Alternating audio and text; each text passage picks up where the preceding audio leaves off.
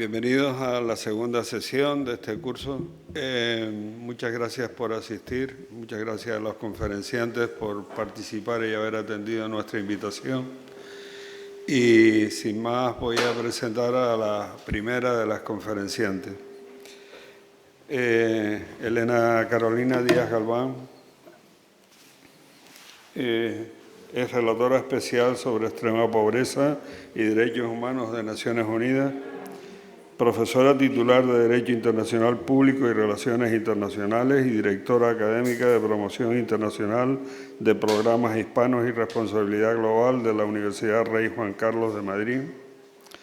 Sus principales líneas de investigación son la protección de los derechos humanos, los grupos vulnerables, la extrema pobreza, la paz y seguridad internacionales y las organizaciones internacionales. Ha realizado estancias de investigación en distintas universidades extranjeras y ha sido miembro de proyectos de investigación como Cátedra de Naciones Unidas sobre la erradicación de la pobreza. Su conferencia es titulada Erradicar la pobreza, propósito esencial de la comunidad internacional en perspectiva de derechos humanos.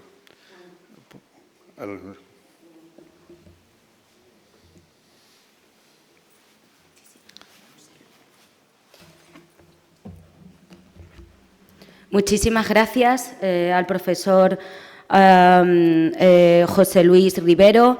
Bueno, buenos días a todos y a todas. Ante todo, pues me gustaría agradecer muy sinceramente la invitación a este magnífico curso sobre la revitalización de la democracia y los derechos humanos al profesor, que no lo veo aquí, Rafael de Asís, Roig, y felicitarle tanto a él como al Instituto de Derechos Humanos, Gregorio Peces Barba, como al otro director de este interesante curso, el profesor José Luis Rivero, y a la Fundación también Caja Canarias, a su presidente, el señor Humberto Orán, y al señor Francisco Reyes, que ahora mismo tampoco lo localizo, allí, por la excelente organización de este, como digo, magnífico curso, ¿no?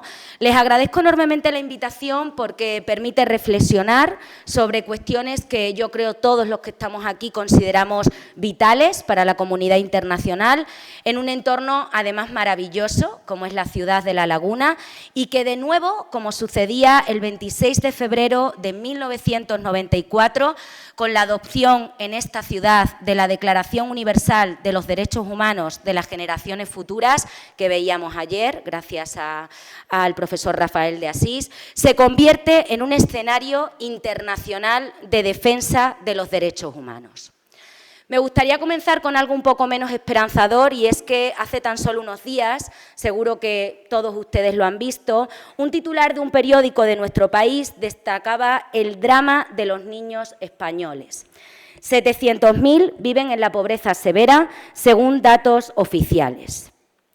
Esto, a pesar de que los indicadores sobre democracia en España, como todos sabemos, sobre todo en los últimos años, se mantienen relativamente buenos si los comparamos con otros estados. Algunos datos únicamente: en el año 2024, el índice de democracia de The Economist señalaba que la nota media de la democracia en el mundo, en una escala de 0 a 10, era de unos 5 puntos aproximadamente, y que menos de la mitad de la población del planeta, alrededor de un 40%, vive en algún tipo de democracia, aunque solamente un 6%, más o menos, lo hace en alguna de las 25 democracias plenas que identifica esta revista, entre las que se encontraría nuestro país, España. Además de esto, como se ha dicho, en el actual espacio internacional, España mantiene una posición de democracia de calidad y un Estado de Derecho sólido, aunque como tendencia universal con algunos signos de desgaste.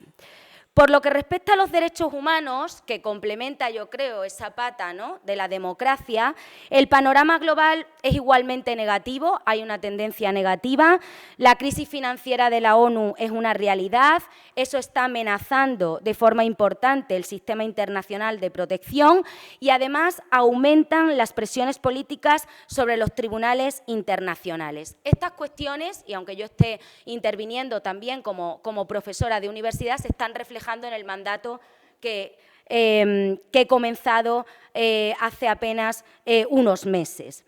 Se está analizando en este mandato la pobreza en las ciudades y ahí se reflejan estos inconvenientes en el marco de continuos desafíos, aunque se está intentando poner el foco en determinados grupos vulnerables o especialmente diferenciados como las mujeres o los niños y las niñas por la especial mención que conviene hacer de ellos y atención que conviene hacer de ellos. Se ha dicho que la lucha contra la pobreza no podrá hacerse completamente sin una auténtica democracia política y social, ya que la democracia formal tiene que combinarse con la democracia social y la democracia peligra cuando la población no tiene acceso, entre otros, a la salud y a la educación. Yo diría que de estas afirmaciones se derivan al menos, podemos decir, un triple vínculo entre la protección de los derechos humanos, la democracia y la erradicación de la pobreza. Sin embargo, la situación en la que nos encontramos a nivel internacional en cada uno de estos campos es diferente y encajarlo es complicado, diría yo. Mientras que la democracia, como todos sabemos, no se ha consagrado como un principio estructural del orden internacional, la protección de los derechos humanos en algunas regiones, más que en otras, está reconocido en instrumentos internacionales de carácter vinculante y, sobre todo, cuenta con mecanismos de garantía para hacer efectivos esos derechos. La erradicación de la pobreza es, hasta ahora, y esperemos también que en el futuro, el primer objetivo del conjunto de la comunidad internacional. De estas tres realidades podríamos reflexionar al menos sobre algunas preguntas que yo en su momento, preparando esta intervención, me hacía, ¿no? Primero ¿existe una norma jurídica precisa que obliga a poner fin a la pobreza en el orden internacional? Y en el caso de que existiera, ¿quiénes son los titulares de derechos y obligaciones que emanasen de esta norma? En segundo lugar, si aún no existiendo esta norma, ¿la lucha contra la pobreza forma parte del marco propio de los derechos humanos, reconociendo derechos a las personas que viven en la pobreza como grupo vulnerable? Esto es duro planteárselo porque en múltiples ocasiones, como todos sabemos, se ha dicho que poner fin a la pobreza es una cuestión de derechos humanos, pero todavía hoy seguimos hablando de esto, ¿no? En primer lugar, uno de los instrumentos de referencia a nivel internacional, no me puedo ir de aquí sin decirlo, es la Agenda 2030 para el Desarrollo Sostenible, que se incorpora, como todos sabemos, en la Resolución 70/1 de la Asamblea General de Naciones Unidas, adoptada el 25 de septiembre de 2015, que establece claramente que la lucha contra la pobreza es el primer y el principal objetivo del conjunto de la comunidad internacional y, además, algo muy significativo es que constituye el fundamento necesario para que se hagan efectivos el resto de los objetivos que se contemplan en esta agenda, convirtiéndose así, diría yo, la erradicación de la pobreza en una condición imprescindible para la estabilidad y el desarrollo de la comunidad internacional del siglo XXI y en una condición necesaria para el ejercicio de los derechos humanos. Claro, estamos hablando de un instrumento del año 2015, muchos pueden pensar que quizás hace ya algún tiempo que se adopta, pero este objetivo se ha renovado, como todos sabemos, en el año 2024, hace apenas 2 años, cuando la Asamblea General adoptaba un instrumento que pasaba bastante desapercibido, incluso en la doctrina científica, la Resolución 79/1 sobre el Pacto para el Futuro, y donde se señala, tal y como sucede en la Resolución 70/1, en el punto 10, entre muchos otros de esta resolución, que la pobreza en todas sus formas y dimensiones incluida la pobreza extrema, sigue siendo el mayor problema al que se enfrenta el mundo y su erradicación es un requisito indispensable para el desarrollo sostenible. Esta afirmación es cierto que es bastante genérica, pero se complementa con algunas acciones precisas, como entre otras las acciones 2 y 6 de este instrumento. Ahora bien, no todo es color de rosas, infortunadamente, y por un lado la Agenda 2030, tampoco el Pacto para el Futuro, es un instrumento en materia de derechos humanos, no son un instrumento en materia de derechos humanos.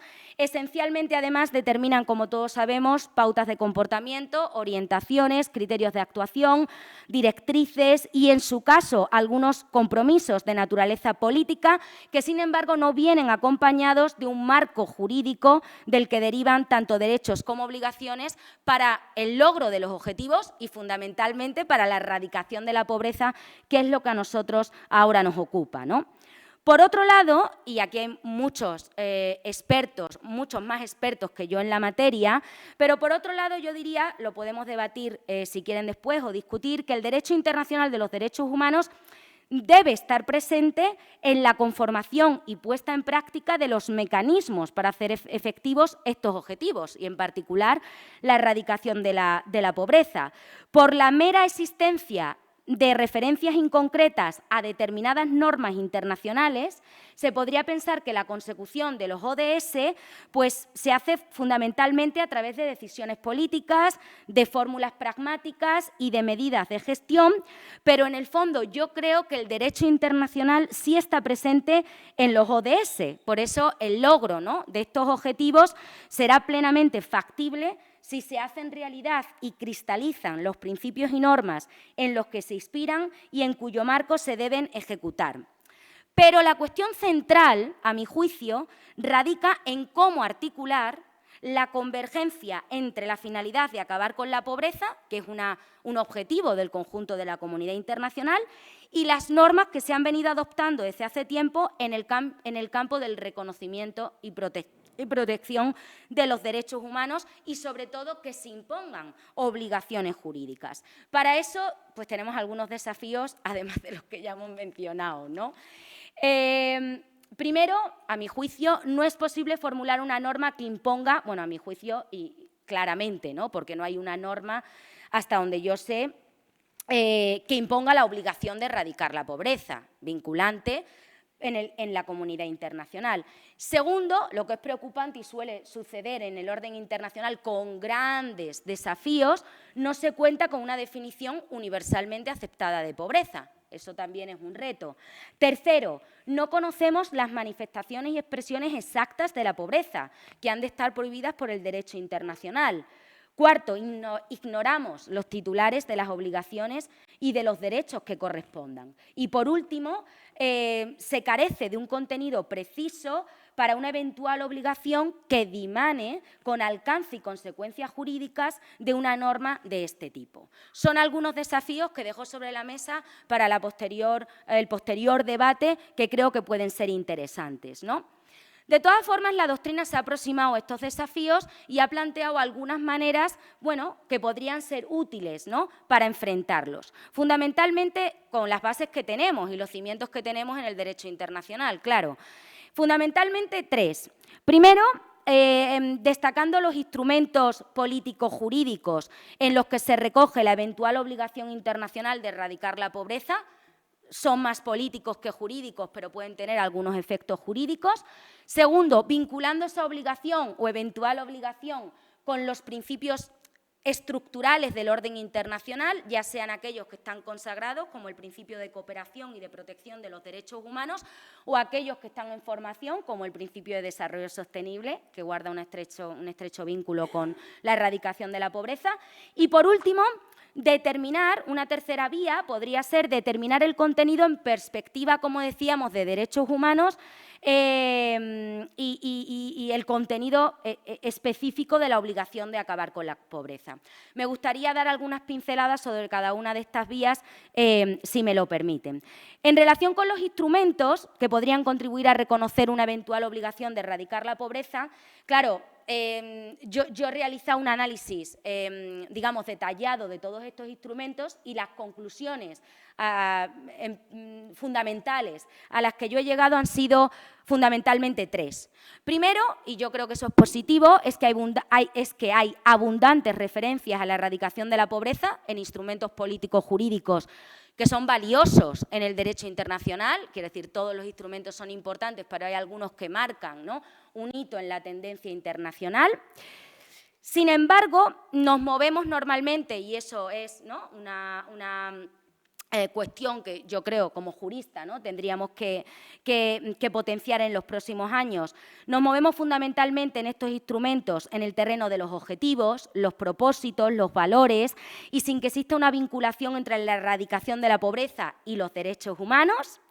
Y la tercera conclusión que podríamos sacar de ese análisis, aparte de las que luego, por supuesto, podemos incorporar en el debate, es que, aunque se han producido avances, no ha cristalizado un precepto de carácter vinculante en esta materia y no se concibe la pobreza como un ámbito específico en el sector del derecho internacional, ni siquiera en el ámbito de los derechos humanos. Se mueve fundamentalmente en las políticas de desarrollo, en el ámbito del desarrollo, que está bien, pero a mi juicio no es suficiente, y, como digo, aunque se establezca progresivamente un enfoque de derechos humanos. Claro, ese ámbito de relación entre pobreza y desarrollo se ha puesto de manifiesto en múltiples ocasiones. Y yo solamente quería traerles aquí a ustedes algunos ejemplos que a mi juicio son algunos de los más significativos, ¿no? A lo largo del tiempo, además, se ha demostrado ese vínculo, ¿no? Primero, la Declaración sobre Medio Ambiente y Desarrollo, como ustedes saben, adoptada en Río de Janeiro en el año 92, en el marco del principio 5, si no me equivoco, estipula que todos los estados y todas las personas deberán cooperar en la tarea esencial de erradicar la pobreza como requisito indispensable del desarrollo sostenible. Es claro. Se reafirma de nuevo en Johannesburgo, en el año 2002, cuando se dice que los grandes problemas que debemos resolver, y se coloca como primero de ellos la erradicación de la pobreza, que son objetivos primordiales y requisitos fundamentales de un desarrollo sostenible. También es cierto que no hay Estado en la comunidad internacional que diga que no quiere luchar contra la pobreza, en el discurso al menos. También el documento final de la Conferencia de Naciones Unidas sobre Desarrollo Sostenible, el futuro que queremos, del año 2012, se determina categóricamente que la erradicación de la pobreza es el mayor desafío y problema que afronta el mundo en la actualidad y una condición indispensable para el desarrollo sostenible. Yo creo que es claro. Pero más aún en la Declaración del Milenio, que es uno de los grandes, ¿no?, instrumentos con los que cuenta la comunidad internacional, del año 2000, se deja muy claro, porque se dispone, además, de un apartado específico sobre el desarrollo y la erradicación de la pobreza. Pero, sin embargo, no se establece un vínculo entre erradicación de la pobreza y los derechos humanos. Es decir, el apartado de esta declaración dedicado a derechos humanos, democracia y buen gobierno, que esto es duro, no incorpora referencias a la erradicación de la pobreza. Nada se dice sobre que la erradicación de la pobreza suponga una violación de los derechos humanos. Tampoco se determina que las personas que vivan en pobreza tengan que ser destinatarios de ciertos derechos o constituyan un grupo vulnerable en materia de derechos humanos. Fundamental para la Declaración del Milenio, igual que para la Agenda 2030, la erradicación de la pobreza es un objetivo fundamentalmente de desarrollo, y eso es grave. Sin embargo, hay algunos destellos de esperanza. Paulatinamente se ha ido adoptando instrumentos que establecen esa relación entre los derechos humanos y la erradicación de la pobreza. Estos instrumentos han situado a la erradicación de la pobreza en el marco normativo de reconocimiento y protección de los derechos humanos y, por tanto, yo diría que proponen un nuevo enfoque a la erradicación de la pobreza y es un enfoque, a mi juicio, positivo, ¿no? Solamente destacar algunos de estos instrumentos que yo creo, pronunciamientos que son significativos. Hace más de 20 años, que es importante cuánto hemos avanzado, cuánto tenemos que avanzar, es importante tenerlo en cuenta, en el año 2001, el Comité de Derechos Económicos, Sociales y Culturales afirmaba que estaba convencido de que la pobreza constituye la negación de los derechos humanos. Claro vínculo con los derechos humanos, al tiempo que lamentaba que los aspectos de derechos humanos de la política de erradicación de la pobreza rara vez reciban la atención que merecen. Sobre esa base, el Comité emitió una declaración a la tercera Conferencia de las Naciones Unidas sobre los países menos adelantados, en el mismo año, si no recuerdo mal, en el 2001, en la que se recogen aspectos de gran interés en la necesaria vinculación que debe existir, como señalamos, entre erradicación de la pobreza y derechos humanos. Ahora bien, eso no significa que se hayan articulado mecanismos a través de los cuales la lucha contra la pobreza tenga su propia autonomía, que es la clave y una de las cuestiones centrales que yo quería traer hoy aquí. En todo caso, hay que señalar o merece la pena, yo creo, señalar otras cuestiones del comité, y es que, primero, para esos desafíos, ¿no?, que planteábamos al inicio, se van, bueno, pues al menos afrontando, ¿no? El comité nos ofrece una definición de pobreza que está además vinculada al respeto de los derechos humanos. Y yo creo que eso es significativo. El propio comité reconoce sin ambajes que no hay ninguna definición universalmente aceptada de pobreza, pero que se debe apoyar en un ejemplo multidimensional de la pobreza, que además es la tendencia actual, que refleja la naturaleza individual e interdependiente de todos los derechos humanos y se aboga por una definición pluridimensional en la que se determina la pobreza como una condición humana, y aquí viene lo importante, que se caracteriza por la privación continua o crónica de los recursos, la capacidad de opciones, la seguridad y el poder necesarios para disfrutar de un nivel de vida adecuado y de otros derechos civiles, culturales, económicos, políticos y sociales, con lo que queda vinculada sin ninguna duda al respeto de los derechos humanos. Esto encaja claramente con la definición más actual de pobreza que han venido sosteniendo los predecesores en mi cargo, el señor Arguns Segumta, si no recuerdo mal, en los años 2000 aproximadamente, pues facilitaba una definición de trabajo de pobreza que combinaba 3 elementos fundamentalmente y que ahora es la que tomamos como referencia y la que yo también apoyo en mi mandato: escasez de ingresos, falta de desarrollo humano y exclusión social. La clave, o una de las claves, a mi juicio, es la exclusión social. Por otra parte, el comité no descarta que las cuestiones sobre erradicación de la pobreza deban formularse en el ámbito del respeto a los derechos humanos. Solamente una expresión de las múltiples que he rescatado, y me da pena no decirlas todas, pero el tiempo es lo que tiene. El comité señala que es más probable que las políticas para combatir la pobreza, basadas en las normas internacionales de derechos humanos, sean eficaces, sostenibles, no excluyentes, equitativas y significativas. Es decir, es menester que los derechos humanos se tengan en cuenta en todos los procesos de formulación de políticas. Y, por último, la aportación más notable que promueve una perspectiva de pobreza desde los derechos humanos es cuando el comité nos sitúa en el campo de los derechos y las obligaciones y trasciende de los meros compromisos políticos, porque ahí está la clave, ¿no?, muchas veces en todo el derecho internacional y también en la lucha contra la pobreza.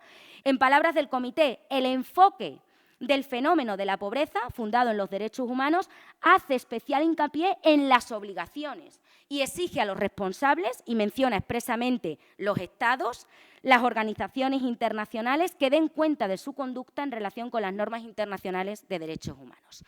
Pero si esta afirmación o afirmaciones del comité eran significativas, sin duda el documento, el instrumento estrella en el avance, vínculo, derechos humanos, erradicación de la pobreza, el instrumento por excelencia va a ser los principios rectores sobre la extrema pobreza y los derechos humanos, como todos sabemos, adoptados en el año 2012 y que siguen siendo una línea de trabajo fundamental en el marco del mandato sobre extrema pobreza y los derechos humanos. Adoptados después de un decenio de trabajo sobre la materia, se trata, como se ha dicho, de los primeros lineamientos de políticas a nivel mundial centrados específicamente en los derechos humanos en las personas que viven en la pobreza, porque ahí está el principal desafío. Se indica en el párrafo 3 de este instrumento que la pobreza en sí misma es un problema de derechos humanos urgente, a la vez causa y consecuencia de violaciones de los derechos humanos. Es una condición que conduce a otras violaciones. La extrema pobreza se caracteriza por vulneraciones múltiples e interconexas de los derechos civiles, políticos, económicos, sociales y culturales. Sin ninguna duda, este instrumento es fundamental. La formulación de este instrumento responde a un criterio básico que, a mi juicio, debe inspirar la búsqueda de la erradicación de los derechos humanos y la pobreza, y que no es otro que el reconocimiento de derechos a las personas que viven en la pobreza y también la imposición de obligaciones a aquellos entes que les corresponde poner fin a la pobreza. En definitiva, movernos en el campo de la responsabilidad internacional, yo diría fundamentalmente en relación con los Estados, ¿no? En cualquier caso, en relación con la segunda cuestión y esa otra vía que destacábamos sobre la posibilidad de crear una eventual obligación de erradicar la pobreza vinculándolo a los principios estructurales con los que contamos en el orden internacional, conviene destacar primero el principio de cooperación. Se ha dicho en múltiples ocasiones también que la cooperación internacional es fundamental para erradicar la pobreza. La importancia de la cooperación queda reflejada en los principios rectores que acabamos de mencionar, cuando se dice que los Estados tienen el deber de ofrecer asistencia y cooperación en consonancia con sus capacidades, recursos e influencias, tal y como se recoge en la Carta de Naciones Unidas. De esta afirmación, todos enseguida, ¿no?, se nos viene a la cabeza ante qué tipo de obligación estamos. Yo diría que es una obligación de carácter genérico, se formula en términos demasiado genéricos y eso, para erradicar la pobreza, pues es complicado, ¿no? Es decir, que se deduzcan normas y obligaciones precisas relativas a la erradicación de la pobreza de una obligación sumamente genérica es difícil. En otras palabras, yo creo que la obligación genérica de los Estados de cooperar es importante para poner fin a la pobreza y asegurar el desarrollo sostenible, pero no suficiente para que se determinen obligaciones concretas. En segundo lugar, tenemos otro principio, que es el principio de desarrollo sostenible. Podemos plantearlo de manera más amplia si quieren, como el principio de desarrollo, pero es cierto que hay una diferencia clara con el principio de cooperación y con el principio de protección de los derechos humanos, y es que en sí mismo es un principio que nos ha consagrado como un principio constitucional, y los constitucionalistas que no me maten, si hay alguno en la sala, constitucional de derecho internacional. Y eso, claro, entorpece que se generen obligaciones en materia de lucha contra la pobreza y al mismo tiempo puede ser una oportunidad, diría yo, porque a mí me gusta plantear las cosas en forma positiva, ¿no?, para que se finalmente cristalice ese principio de desarrollo y desarrollo sostenible si lo vinculamos con la erradicación de la pobreza. Yo creo que eso puede ser interesante, por un lado, como decimos, pues los avances que se produzcan a la hora de poner fin a la pobreza hagan que se consagre un principio constitucional, entre comillas, de desarrollo sostenible. Y por otro lado, algo que es interesante es que el desarrollo, en sus 3-4 dimensiones, yo soy muy defensora de la dimensión cultural, dispone de una dimensión que permite vincular el fin de la pobreza y los derechos humanos, como todos sabemos, fundamentalmente la dimensión de carácter social. Si no se quiere reconocer, digamos, la dimensión humana, al menos en el marco de esa dimensión social, se podría establecer esa relación. En verdad se ha proclamado además el derecho al desarrollo como un derecho humano, y eso pues nos permite encajarlo bastante bien. Fundamentalmente, solamente mencionar algunos instrumentos que a mi juicio son necesarios, como la Declaración sobre el Derecho al Desarrollo de 1986, que trata, como todos sabemos, ¿no?, de positivar un derecho de esta índole y del que se podrían extraer de manera muy rápida, y luego podemos quizá comentarlos, ¿no?, con más tiempo, 3 conclusiones esenciales, que son, primera, el derecho al desarrollo como un derecho humano y que se ejerce en un contexto de protección de los derechos humanos, lo que nos ayuda, ¿no?, a crear esa eventual obligación de erradicación de la pobreza.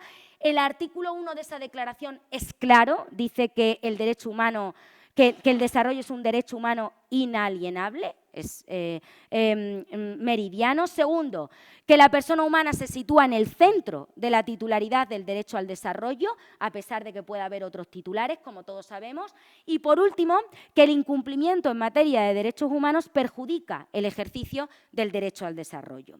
Por si fuera poco, tenemos otra declaración en el año 93, es una declaración que emana de la Segunda Conferencia Mundial sobre Derechos Humanos, celebrada en Viena, y en el discurso inaugural de esta conferencia, el secretario general, estamos en los años 90, en ese caso Boutros-Ghali, ¿no?, recordaba el vínculo insistente entre democracia, y yo creo que es muy pertinente para el curso que nos ocupa, entre democracia, desarrollo y derechos humanos.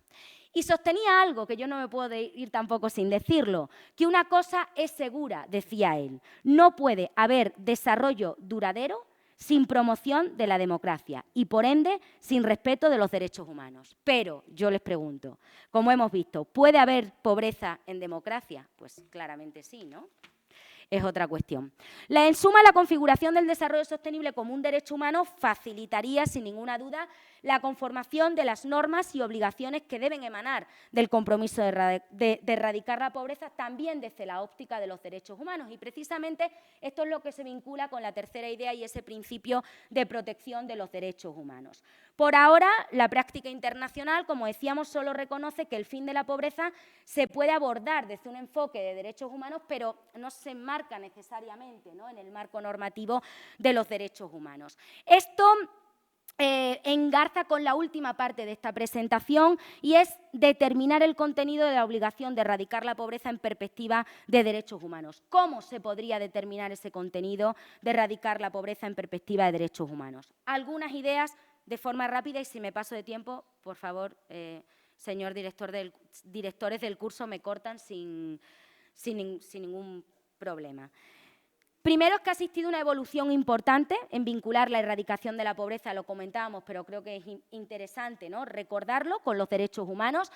Y eso se ha debido a que ha existido un reclamo en la comunidad internacional, es decir, yo creo que las luchas en sentido positivo son muchas veces necesarias y en este caso así se ha observado de nuevo. Desde hace algún tiempo pues, se ha expresado, ¿no?, la necesidad de que tiene que existir ese vínculo, porque hay que erradicar, hay que luchar contra la pobreza, si no es de una forma autónoma en el marco integrado de los derechos humanos. Segundo, se ha dicho que muchas de las estrategias, más aún, ¿no?, que muchas de las estrategias de reducción de la pobreza existentes ya están presentes o ya presentan características que reflejan normas internacionales de derechos humanos, es decir, una práctica, ¿no?, que se está desarrollando.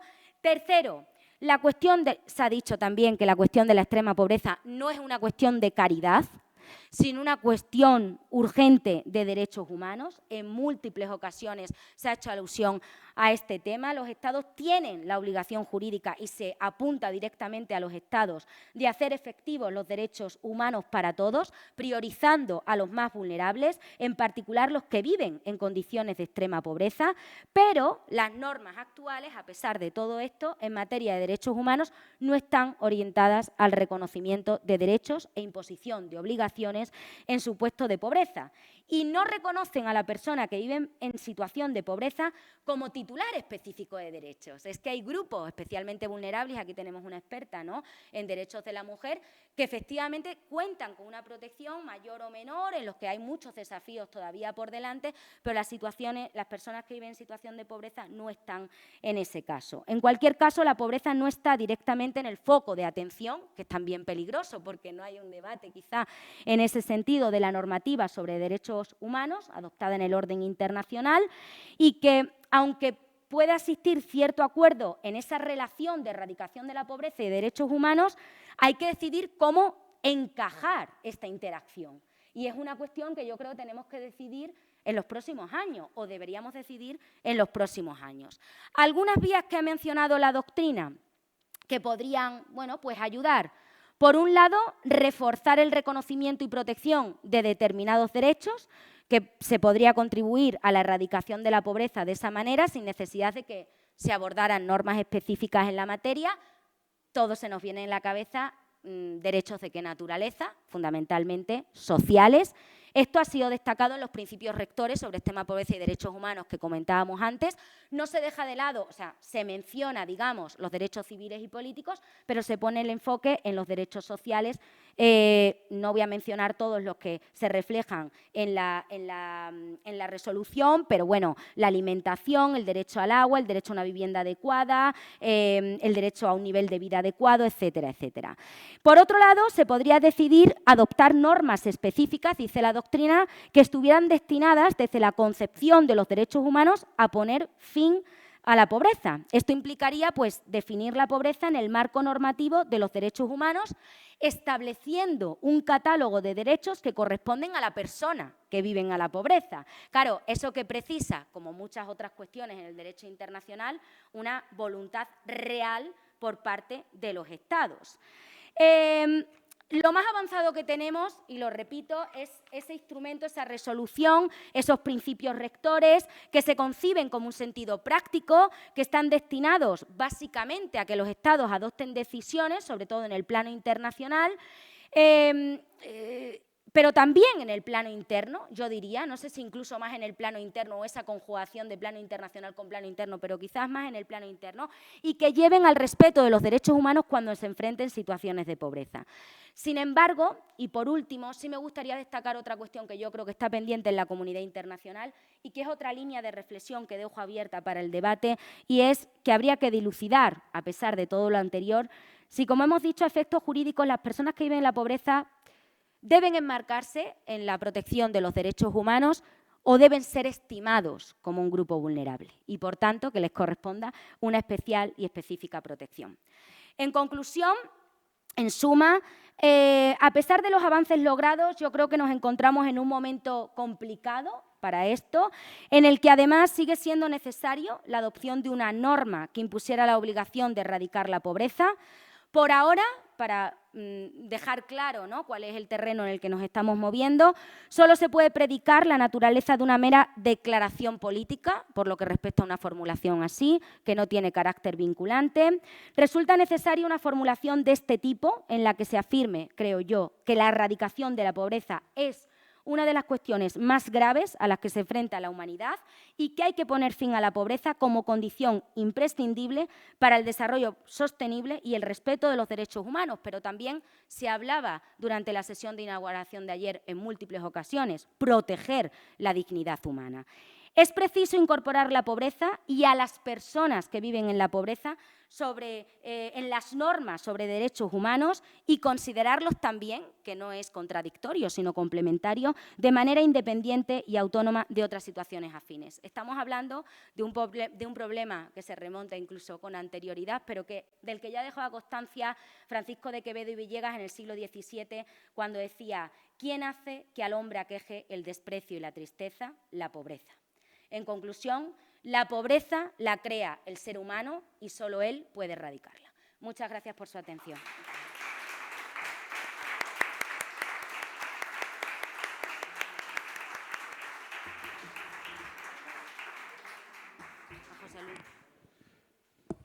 Bueno, muchas gracias por su brillante conferencia.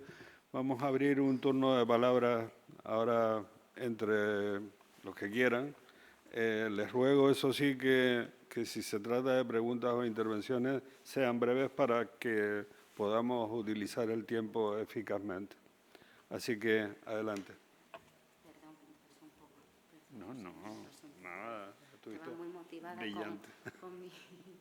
Estuviste brillante. Adelante.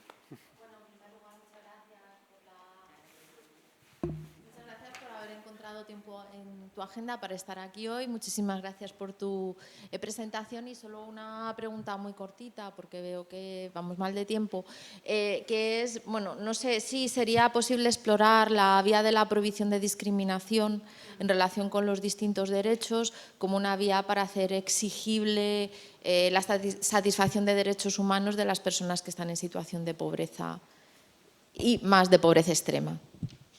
Sí. Bueno, muchísimas gracias a la profesora Carmen Barranco. Es una pregunta cortita, pero muy relevante, como habrán podido ver, porque ella es una verdadera experta en todas las cuestiones sobre derechos humanos. Por tanto, yo creo que sí, que esa podría ser una vía, ¿no?, la prohibición de la discriminación. Lo que pasa es que, a mi juicio, la comunidad internacional tiene que ir más allá, ¿no? Es decir, yo creo que es una posibilidad el hecho de enmarcarlo, digamos, en el ordenamiento de protección de los derechos humanos, pero claro, pensemos, a mi juicio, ¿no?, que la erradicación de la pobreza, aunque contenido en un instrumento más político que jurídico, aunque con algunos efectos jurídicos, se consagra como un objetivo del conjunto de la comunidad internacional. Es verdad que el sistema de protección de derechos humanos con el que contamos ahora mismo, aunque tenemos el sistema universal, pero sobre todo está fortalecido en los sistemas regionales. Me daría un poco de miedo que la erradicación de la pobreza se integrara en el marco de protección de los derechos humanos a nivel universal, pero que no contara con los mecanismos efectivos de garantía suficientes para que se protegiera. Entonces, yo es cierto que quizás soy un poco temeraria, ¿no?, en ese sentido, pero creo que sería mejor o se tendría que complementar esa protección desde la perspectiva de los derechos humanos y en el marco de los derechos humanos, que me parece fenomenal, me parece muy bien, complementarlo con un reconocimiento autónomo. Como un reconocimiento específico que otorgara una mayor protección o que nos permitiera otra vía para, claro, todo esto acompañado lógicamente, ¿no?, de mecanismos efectivos de garantía. Sí, yo creo que puede ser, para concluir, una opción, pero lo complementaría con mecanismos, digamos, normativos, autónomos, centrados en la lucha contra la pobreza y reconociendo a las personas que viven la pobreza como un grupo vulnerable, ¿no? Muchas gracias, profesora. ¿Alguna pregunta? Sí, Rafael.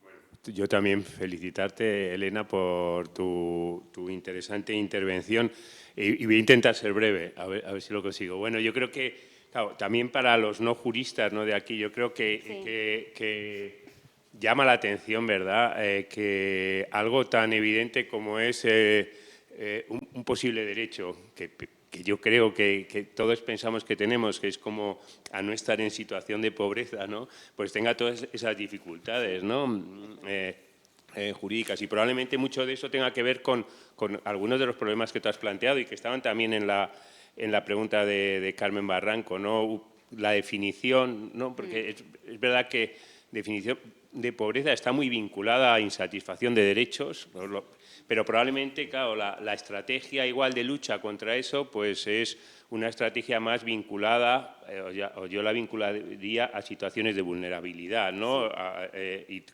Pero aparte de esa reflexión, yo sí que quería, porque a mí hay una cuestión que me preocupa mucho y que tiene que ver con una parte, con la parte de la democracia y pobreza. ¿Por qué? Pues porque es cierto que, y tú lo has dicho, ¿no?, que puede haber pobreza en democracias, ¿no?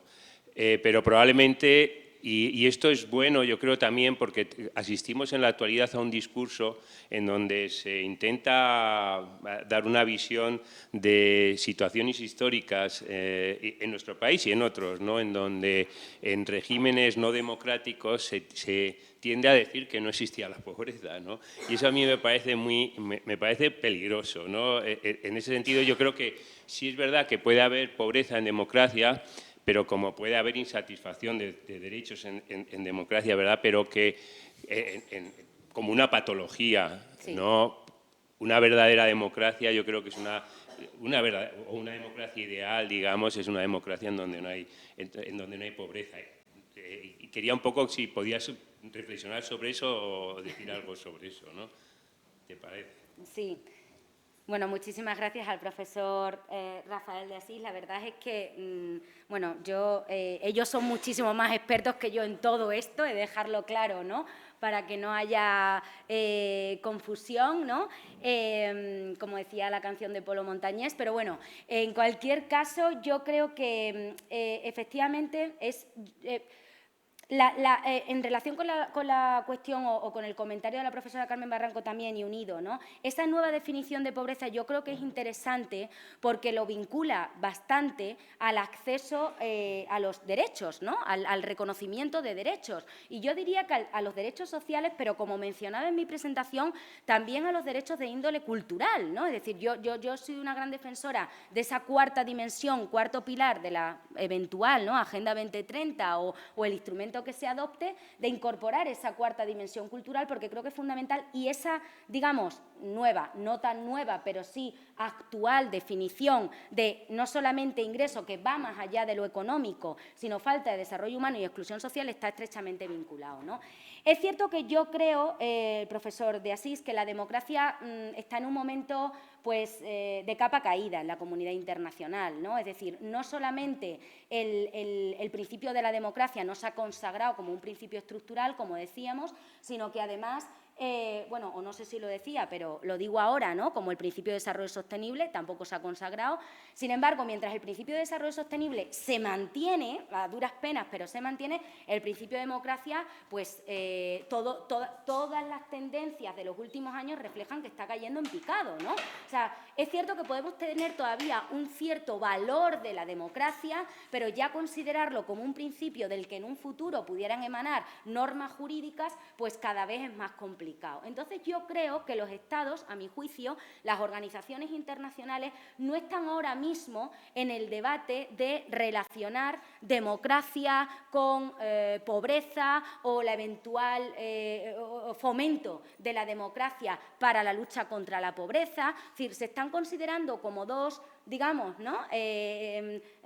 Aspectos diferentes que no tienen por qué guardar una relación, y eso pues complejiza las cosas, ¿no? Claro, yo analizaba algunas cuestiones sobre la democracia a nivel internacional y en particular en las Américas, ¿no? Porque todos sabemos que es un principio, ¿no? que tiene o encuentra, ¿no? en su base, a pesar de muchas cosas, en las Américas, y se planteaba, y vinculándolo con la seguridad, que claro, puede existir seguridad sin democracia. Entonces, al final estamos ¿no? Es muy duro decir esto, pero es la realidad, ¿no? Estamos en modelos, los Estados se están escudando, ¿no? Muchas ocasiones. Yo coincido, profesor, en que lo ideal sería establecer un vínculo claro y además con efectos, digamos, precisos y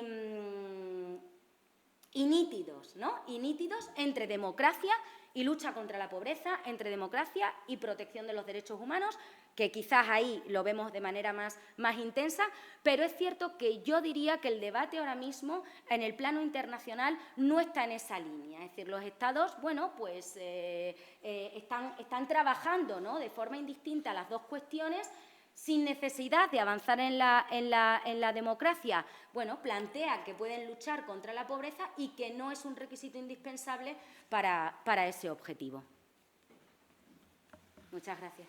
¿Alguna intervención más? No. Sí. Ruth.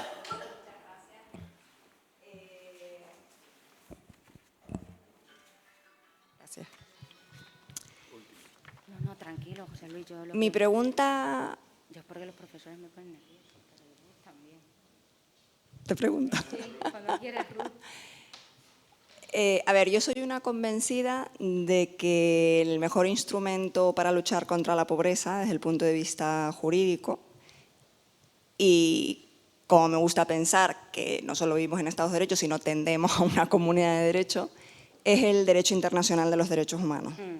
Y quería saber pues, hasta qué punto coincide. Es decir, mi idea es, por un lado, puesto que el derecho internacional de los derechos humanos, pese a sus obvios fracasos, es un derecho muy amplio, universalizado, eso por un lado. Y por otro lado, como han reconocido, no solamente los relatores que le han antecedido, sino también diversos instrumentos de derechos humanos y los tribunales regionales de derechos humanos, ya la máxima expresión en el artículo 30 de la Carta Social Europea revisada, hay un claro vínculo entre situación de pobreza y violación de derechos humanos, bien a través del causal de posición económica del principio de igualdad y no discriminación, como ¿no? respondiendo a la pregunta de la profesora Barranco, como en la medida en que la situación de pobreza coloca a las personas en una posición de mayor vulnerabilidad y, por tanto, de mayor probabilidad de violación de derechos humanos, activando la obligación, o mejor dicho, incrementando la obligación de los Estados de proteger a estos grupos, ¿no? por su situación de pobreza frente a las violaciones de derechos humanos, de forma que no solamente serían responsables ante el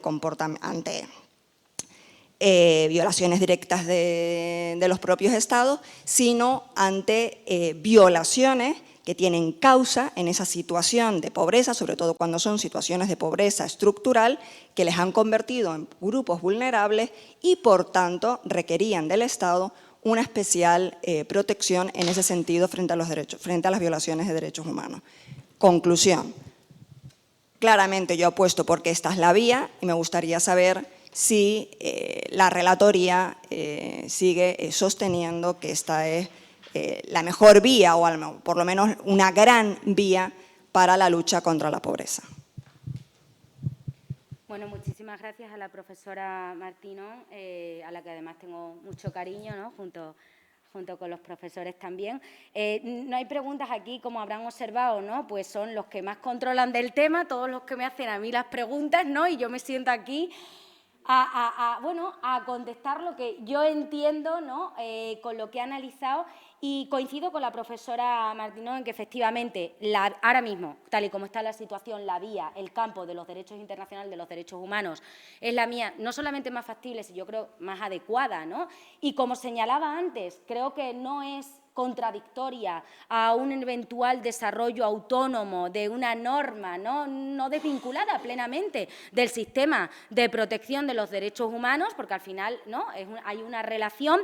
Pero claro, yo le pregunto, le devuelvo la pregunta a la profesora Martínez, ¿no? Efectivamente, nosotros lo comentábamos, ella lo decía, ponía el enfoque, ¿no? en esa dimensión social, porque la erradicación de la pobreza, bueno, pues ya yo creo que ha quedado demostrado a partir de esas definiciones de los años 2000, y yo presentaba un informe hace nada ante el Consejo de Derechos Humanos de Ginebra, donde precisamente se volvía a plantear el tema de más allá del crecimiento, ¿no? Era el informe de mi predecesor, es decir, al final lo social es una realidad, por supuesto teniendo en cuenta la situación de cada país, de cada Estado, ¿no?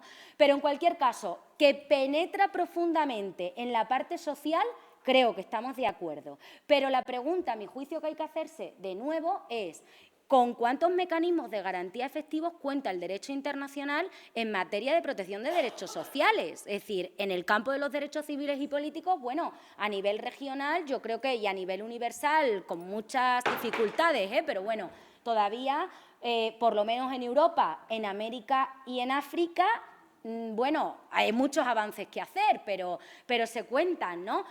Y en el campo social, entonces, efectivamente, profesora, yo coincido en que vincularlo en el campo de los derechos el derecho internacional de los derechos humanos sería lo más acertado, lo más adecuado, pero al mismo tiempo eso nos lleva necesariamente a una relación con la dimensión social, porque la erradicación de la pobreza está completamente vinculada con la dimensión social. ¿Y cuántos mecanismos de garantía hay a nivel internacional que protejan los derechos de contenido social? Los grandes instrumentos en materia de derechos humanos pues son fundamentalmente derechos civiles y políticos, ¿no? Es decir, es duro decirlo, pero eso es así. Luego, en relación con los grupos vulnerables, claro, lo que se planteaba por parte de la doctrina era considerar a las personas que viven en la pobreza como un grupo vulnerable en sí mismo, ¿no? Con independencia de que se puedan atender situaciones, no sé si decirlo así, pero especialmente vulnerables. Ahora va a participar, ¿no? La profesora Ana Peláez, que es experta en la cuestión del derecho de la mujer, como decía antes, pero efectivamente que hay un vínculo entre situaciones de doble vulnerabilidad, ¿no? Como puede ser o de grupos diferenciados, personas con discapacidad y pobreza, mujeres y pobreza. Nosotros, en el marco precisamente de este primer informe sobre ciudades y pobreza, estamos reuniéndonos con los ayuntamientos de las principales ciudades europeas. Hemos tenido reuniones con el Ayuntamiento de París y ellos nos planteaban una problemática que están observando en los últimos años, y son personas que viven en pobreza, en su mayoría mujeres con problemas psicológicos, mentales, psiquiátricos, etcétera, etcétera, enfermedades mentales, ¿no? Es decir, cómo atajar todas esas, o cómo afrontar, mejor dicho, todas esas realidades, pues yo creo que necesitan de una normativa más intensa que proteja a las personas que viven en la pobreza, con independencia de que luego se pueda añadir un complemento, un plus de protección, si son mujeres, personas con discapacidad, niños, niñas, ancianos, porque el problema de las personas mayores, ¿no?, en situación de la pobreza también es para dedicarle otro capítulo, infortunadamente, y esa es la situación, ¿no? Muchas gracias, José Luis. No me enrollo más. Gracias. Muchas gracias. Luego podemos seguir hablando. Perfecto, fenomenal. Pues muchísimas gracias.